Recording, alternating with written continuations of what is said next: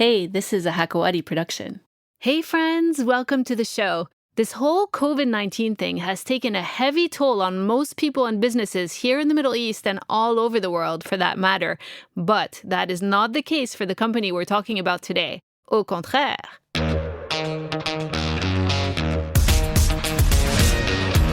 My next guest is the head of video and creative at TikTok Middle East. Before that, he was also head of marketing and VP of partnerships and special projects at Anghami. He was once a DJ on the Mix FM radio station in Lebanon. And fun fact, he also dabbles in stand-up comedy. Please welcome Rami Zaidan.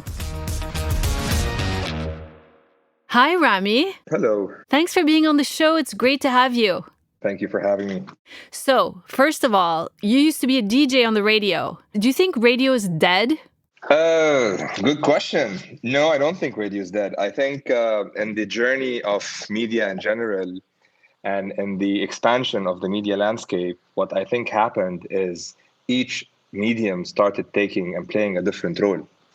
So radio is definitely not dead. I think it plays a role of discovery. It plays a role of discovery of news, a role of discovery of new songs. It's still, in its own way, a social medium that connects to anchors on the radio. But I definitely think that the attention to radio has dropped significantly with time, not to a level that makes it dead, but to a level that allowed the same information to be discoverable in many other places. Many songs and musicians are still discovered on radio. Many business news is still heard in the car. And I think in the habit of people consuming content on the go, I've seen an evolution in that during my days with Anghami before and now on TikTok, on people's openness more to utilize 3G connection or 4G connection beyond just Wi-Fi. Yeah. People used to always be like worried that they're going to consume their data, but now people are using it freely and having on-demand content even on the go, right? Absolutely. The more data is going to become cheaper and the more data is going to become faster, the more radio is going to be dead. The more the role of radio. And we used to give that example. We said now in the car, which I think is the main place where people listen to radio, there is CarPlay and Android Auto. Yeah. So the accessibility to the radios become tricky. So I think radio stations are still content hubs. The radio stations that are not evolving beyond the mic in the studio are gonna suffer a lot, if not suffering already. Yeah. But they still like DJ shows and DJ mixes and DJ shows. That sounds familiar. I've seen some of your TikTok videos. That's what you've been doing. You've been posting some DJ videos. Do you have that whole DJ thing set up in your house? Yes. So as I started my journey in music actually in a discotheque doing mixtapes. And then that moved to me doing a DJ in weddings. And then I moved to a radio station in Beirut where I DJed for 3 years. And I learned the craft there. And then the DJ in clubs. And then I moved to Dubai.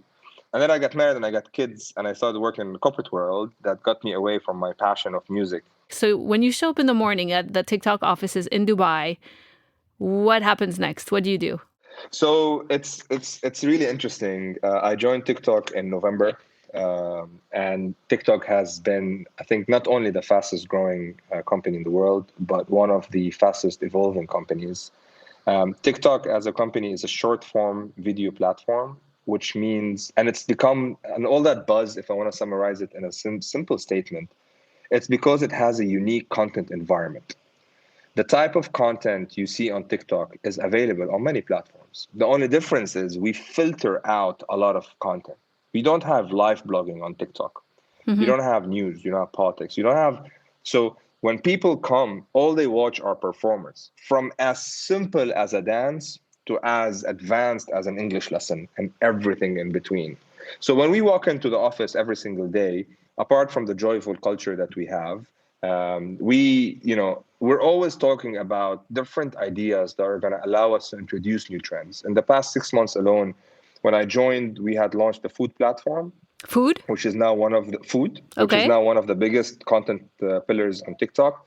We introduced fashion, which was an amazing experience for me, because what we did is we transformed fashion from highly polished for specific people, for a specific audience on social, to completely playful and raw and natural on TikTok. You would see influencers or creators, we call them on TikTok, that come in without makeup and just apply makeup on camera, that come in and start doing transitions and change clothes from wearing a PJ with messy hair to being, to super swag and super ready. You don't see that. And that expanded the audience who creates and that consumes the content, because now the marketing catchphrase of "for someone like me" became an evidence of what that was. And not only that, I think the main highlight for me and the biggest learning was when you're sitting on a platform that is really covering a very wide audience, high percentage of young people in school, high percentage of millennials, high percentage of that diversity of audience demands responsibility. So a lot of the things we also brainstorm every single day is how can we contribute to agendas of the government and do stuff about responsibility. In Ramadan, we had 3 or 4 CSR campaigns. We raised over $400,000 for special stuff. We've partnered with many governments. So that's what we do. I think we wake up, we go to the office, and we're just ideating and brainstorming all day on how can we instill a change to support creators community in multiple categories, be it games, be it food, being fashion, being music, at sports. So tell me exactly what you mean. So let's say you come up with a new category. Let's say food. That's a new category for you, or was it there already and you're just trying to develop it? And how do you reach out to the community and encourage them to create content in that category? So my job at TikTok is head of video and creative. So what I do with my team is we're very much anchored at monitoring what the people are doing and how they're doing it. And then identifying where it can go and how it can become. Okay. So we look at. So I'll give you the example of fashion, which is one of the categories that I was involved in from the beginning of its start.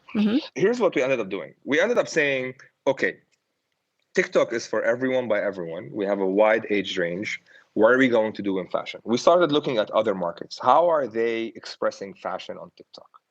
And then we started looking about what people are doing on TikTok. What we saw that what people love doing on TikTok is transitions, tricks, simple dances. And we said, fine, but a lot of those videos are videos of just dancing. Can we turn those videos into fashion content? And that's where we started testing and learning. So we started reaching out to all the people who are posting fashion content outside of TikTok. And we said, we'd like to introduce you to TikTok. We have a challenge. The challenge means we have a hashtag that we'd like you to use. And we'd like you to join the community that's going to do that. And we're going to promote that ourselves because we want to introduce people to this new format. We provide them with the idea. So we inspire creativity is what we call it. In order for them not to have to think about what they need to post, we ask them what to post. We show them a demo video. What do they get in exchange? So it's a game of multiple things. If we're inviting someone to open a TikTok page, they will get a team for their onboarding, which means we will support them in, number one, we will teach them the tricks and tips of what works on TikTok and how to TikTok. Yeah. We will teach, because everybody's wired social. So this is for like influencers, right? That you want to bring aboard. This is for 2 types of people. Number one, creators who we want to bring on board. And number 2, creators who we feel are doing well already on TikTok, but have the potential to do much better. Okay. And, as we start giving them ideas, getting them to challenges, talking to them, telling them why a video didn't work, telling them why a video did work, giving them the tip of, don't just, if you're a fashionista or a fashionisto, if that's a word. I don't think so. Don't just, no, but you just make that up. Don't just come in to do fashion all the time, because then it's an act. You really want to showcase your true personality. Yeah. So we invite people to run a split of what we call the 70-30 instead of the 80-20. So we say, out of every 10 videos, have 7 videos where you're doing fashion. So stick to your context. But have 3 videos where you're doing a challenge, where you're playing with a sticker, where you're doing a dance, where you're doing a transition that's not necessarily fashion related. Let people discover your personality. So eventually that drives a completely different narrative, and we start working with that. One of the things we recently launched, and I had one right before this recording session, is we launched the TikTok Creators Academy. I think I need to go there for sure. Is there like an application? So it's yeah. Do I See, need to have good grades in Instagram? Because that's not going to work. Actually, you don't need to have good grades, which is great. Yeah. Because as someone of my history, that was the first thing I made sure of. I'm like, no grading. But what I can tell you is, it's the objective of this is two things. We realize that a lot of creators are not famous by design. They are famous by chance because they are gifted. Mm-hmm. What that means is they never learned the crafts of comedy to be comedians and funny on social. They could be funny as a person and people just loved their natural ability. But at some point in time, they will reach to a stage where they're becoming stagnant. And I learned that when I did my own stand-up comedy course, and I learned the craftsmanship of writing a joke, premise, punchline. Mm-hmm. That opened my eye to say, look, when I'm out with my friends and we're having fun and they laugh at something I say because I'm a friend, you take that back and you say, but hold on, if I want to stand on stage and perform to reach a bigger audience and really make them laugh, I can't do what I do with my friends. So the academy is going to play with that by bringing the people who are doing it right and bringing the people who have a lot of experience and who've learned and went through that journey, to bring that knowledge to those passionate creators who are still young and upcoming, so that we can grow an industry. That we want to play a role in the creative community more than just being a platform that hosts videos. It's so interesting that you say that, because I had a comedian on a few weeks ago called Maria Shahada, and I said exactly the same thing. A lot of people are funny in real life, and then you want to create a video, and it's hard to translate that life funniness onto a bigger audience. So can you tell us, like, is there one or two specific things that make it translate well, that people have to think about when they're creating that content? Because I feel like TikTok is very entertaining and almost all the videos are funny, right? Comedy is one of the biggest categories, bar none, not just on TikTok, like in general. If you look at the favorite series of all time, a lot of them are comedy. If you look at the most famous structures of comedy, you have stand-up comedy, you have series, you have movies, there's so many formats for this amazing genre. And even in stand-up comedies, you have people that improvise, you have people that do punchlines, you have people that do storytelling. This genre is just, it resonates. It brings happiness to a lot of people. So that's why it's mass. So like comedy is for everybody. Food is not, right? Football freestyle is not for everybody. Although everyone loves food.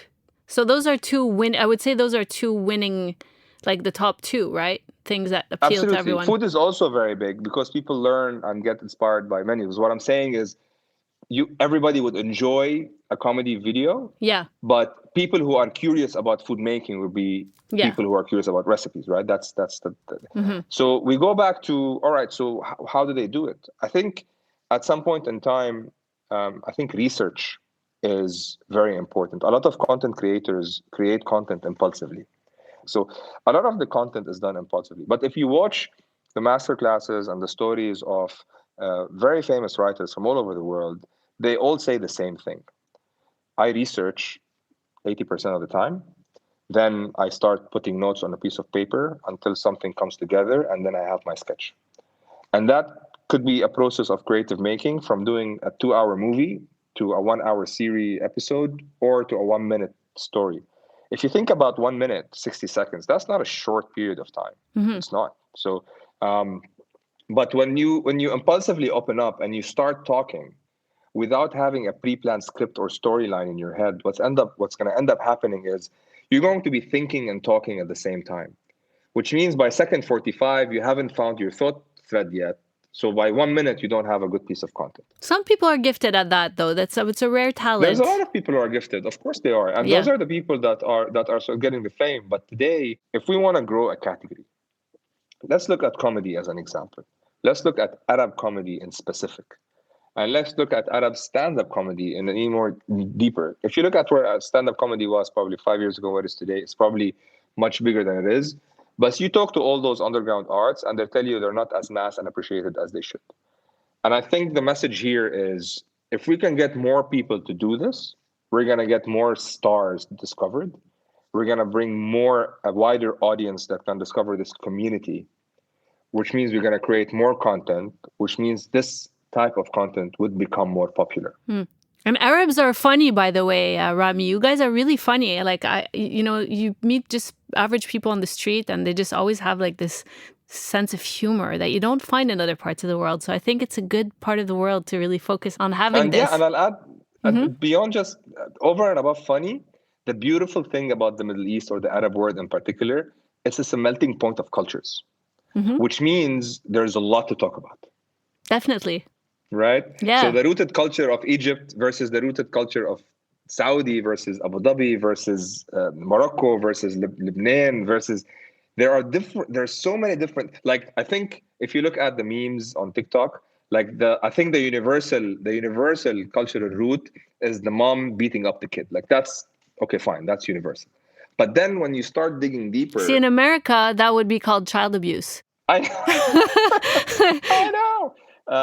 And in that context, when it comes to the joke in a comedy script, where people are talking about that situation with the mom back when they were kids, that becomes a universal culture thing, as an example. But when you start digging deeper into people talking about how they're raised in UAE and it's very hot and boiling degrees of 50, or how in Egypt, there are certain slang languages, catchphrases that really stand out. Once you start digging deeper into culture, Lebanese comedy is a little bit satirical, for example. Once you get deeper into those cultures, it's enjoyable. And to be honest, the Arabic culture is cross-border. Like, we've all been raised on Adil Imam's comedy and plays. There's no not such me, thing but as... I'm not an Arab. But yeah. I mean, I in the understand. Arab world, yeah, you get what I mean? Yes, definitely. Because the entertainment industry was universal. Like you had the Egyptian shows. Yes, I understand. So you have this like foundation that's common, and then you have these different cultures. So you can kind of all relate and then also make fun of each other at the same time. Yeah, exactly. I love it. So I kind of understand what you do. To be honest, I'm not a big fan of social media. And today I spent quite a bit of time on TikTok, and I was amazed at just the breadth of content and the quality, and it's really entertaining. And then just trying to create your own things. I mean, the possibilities are endless. I actually posted my first video. I was all excited about it. And then I looked at other stuff and I was like, wait a minute, mine was so lame. Like, it's so unidimensional because people are doing this amazing stuff. You have to be super creative. But you know what? It's incredible how many, like, I put one hashtag and I had like 70 views in like 3 minutes, It's different than Instagram. Is it because it's growing so fast? I mean, it's the fastest growing platform. I was looking at the numbers just to throw them out there. It went from 8 to 42 million monthly active users in 3 years, from 8 to 42 million, which is like a 6-fold growth over 3 years, which is incredible. Is that the reason?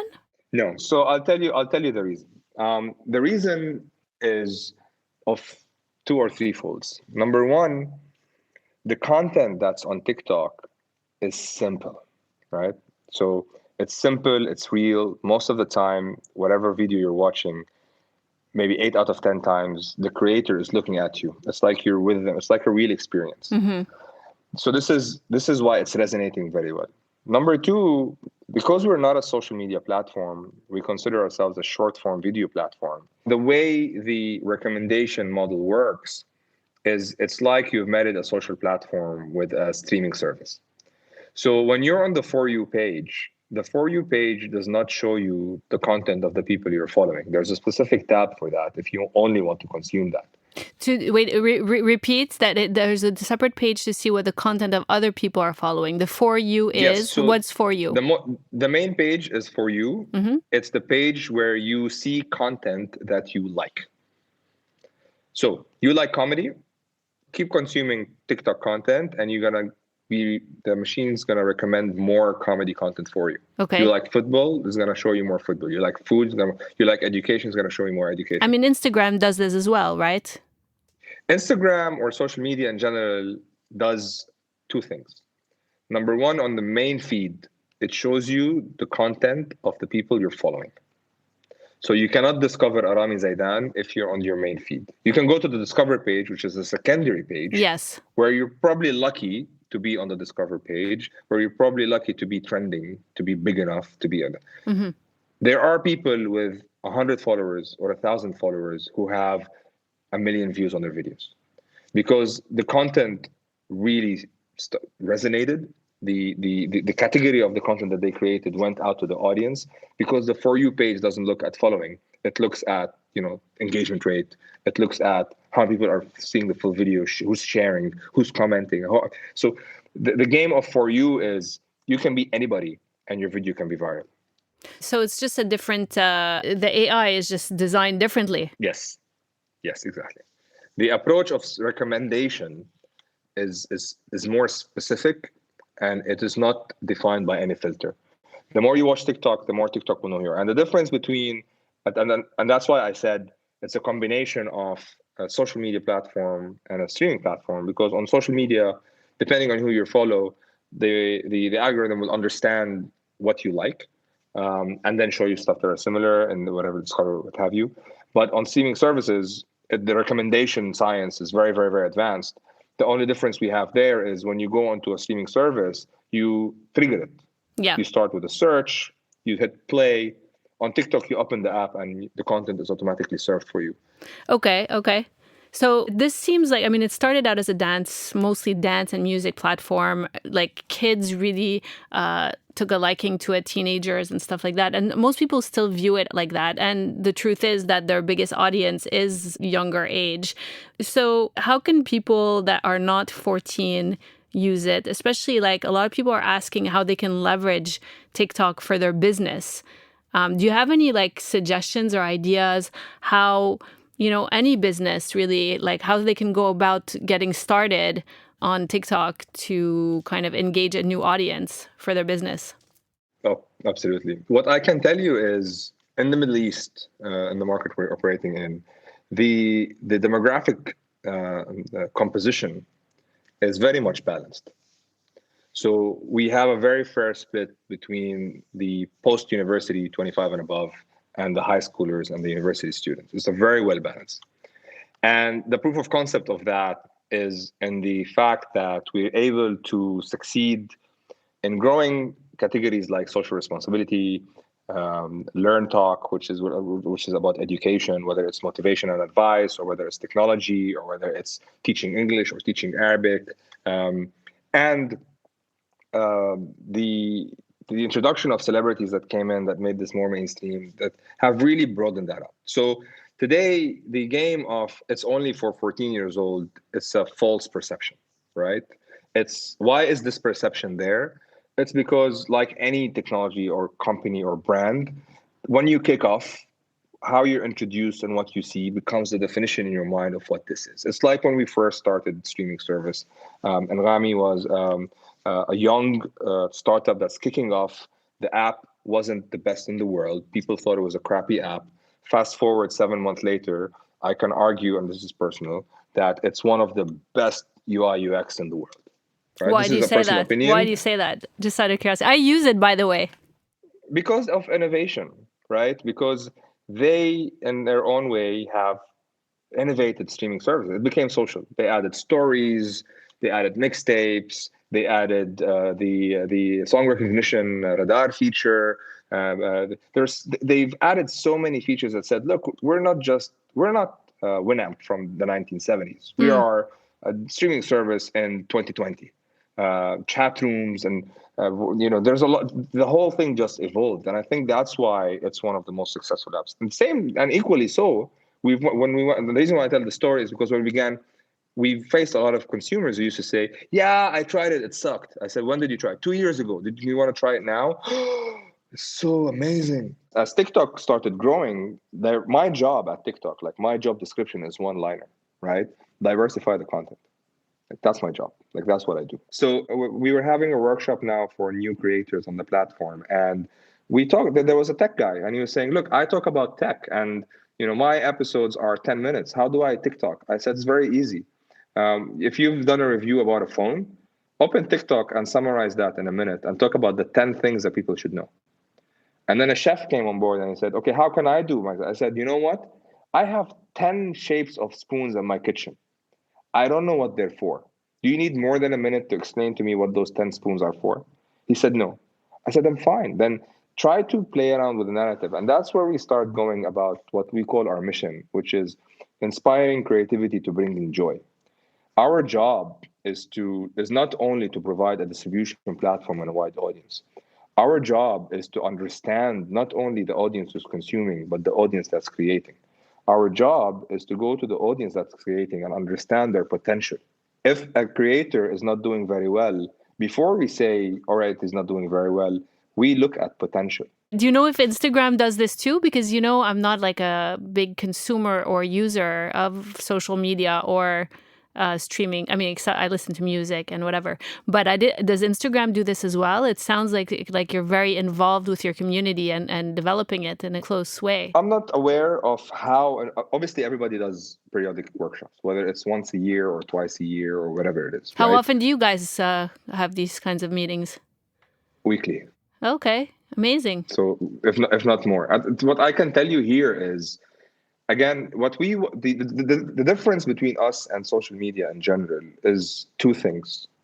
Number one is content infrastructure, right? We're not a platform for everything, and the content infrastructure is not defined by the format. So it's not about when the content will start and disappear. It's not about the length of the video. It's the content infrastructure. It's that marriage of using the power of the app and the For You page and getting enough content that can allow us to personalize and diversify for the consumer. And it's about us coming to a market where we're saying, look, the attention span of consumers is decreasing. But that doesn't mean that they will only watch 15-second videos. That will only mean that you have 3 seconds, which we know. That's what attention span. You have 3 seconds to pitch in your idea. But that also means that if you can say something in 30 seconds, don't say it in 7 minutes. It's like the saying that meeting could have been an email, right? Yeah. So it goes back to, look, again, there's a lot of people who turn to social media, who turn to blogs, to connect, to share their knowledge. And so if I'm a specialist in a specific topic, that does not necessarily mean I'm a specialist in marketing. If I'm a singer, I'm talented in singing. Like, you want to talk music to me, I'll talk music to you, like, and how to craft the music.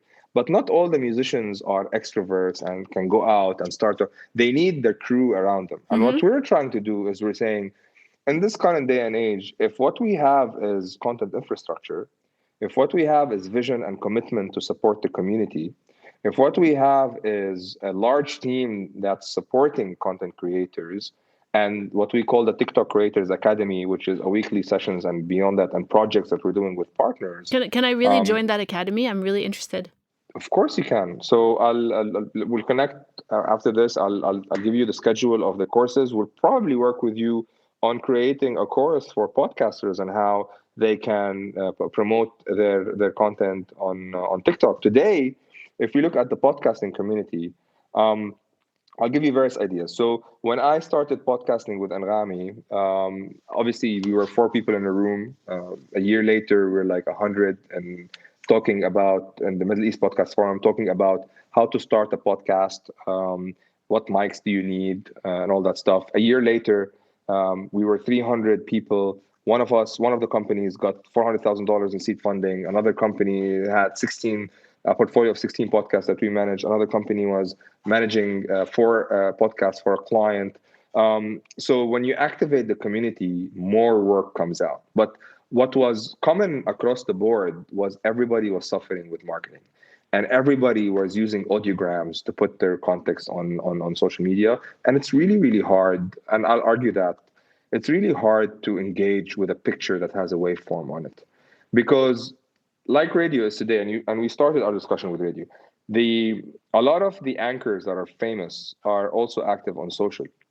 So people are connected with them as people, like they are connected with them when they're on their show. Yeah. So today, what we're telling podcasters, and I'll give my example. I have a podcast. It's called The Story of Hip Hop. I did that podcast to learn the craftsmanship of creating a podcast. So when I'm talking to the podcasting community, I know what I'm talking about, at least from trial and the mistakes that I've made. What I want to do now is, and I just opened my page on TikTok, and what I want to do now is I have an episode that's 20 minutes. In that episodes, there are at least 5 to 6 short stories that I can break into 5 to 6 TikTok videos. And I'm going to stand there in front of the camera, and talk about those stories. So you're talking about your podcast? You're breaking up your podcast, 20-minute podcast, into 5-minute videos for TikTok. Yes, but I'm not going to take the audio from the podcast and stand and lip sync it. I'm going to literally open up the script or listen to it again, write up a note, write up a 1-minute script, and then stand in front of the camera and talk about it. Did you know that hip hop was found in 1972 in Sedgwick Avenue in New York by a guy called Kool Herc, who used to play the vinyls and did the loop of a break, which was the drum beat section of a disco song, because he didn't like disco. And that's how hip hop was born. What year was it? 1972. Nice. Okay. All right. I mean, that's one video. And people go, oh, I didn't know that. And then the second video would say, do you know why breakdance is called breakdance? Breakdance is called breakdance because in 1972, when Kool Herc started doing the breaks and looping them on vinyls, dancers started dancing on the break. That's why it's called breakdance. On the break? On the break loops. Well, that was one of the best dancing trends of all times. Oh yes, and that's a culture, and that culture, like football freestyle, is actually living and growing on TikTok, because today the culture of the streets is not really available in cities that are all highways. So it can live on TikTok and then stay alive as an underground piece of art. Yeah. So that's the game that we're trying to play, and we're saying there's the chef talk about spoons, the podcasters summarize the tech person, because there's always a way to simplify your story. And I think the gameplay of really forcing the 1 minute is a creative gameplay of forcing you to simplify the story. That's what businesses can do as well. Oh yes. Please do not give me a 30-second intro just telling me and reminding me of the troubles that I have and why the last 5 seconds are going to talk about your product and how it's going to solve my solution. Yeah. You know what I mean? Yeah. So there's a lot of that. And I think that's what we're trying to change. We're trying to be more involved in the content creation process. And it's very simple. Like, if there's better content that's being created, everybody's winning, including TikTok. Yeah, it's really fun. Actually, I was really pleasantly surprised. And I really wish I had more time to spend learning on it. And anyways, it's been really great speaking with you today. And thank you so much for sharing all your stories and anecdotes. And I mean, there's so much more to talk about. So maybe we can have you on at some other point when you have some news to share with us. Anytime. Great. Well, take care, Rami. Thank you. Have a good one. Take care. That's all for today. Thanks for listening. If you enjoyed the show, don't forget to subscribe and follow us on social media. For more great content and some great merch that matches your taste in podcasts, check out my website, themensroom.show. Peace.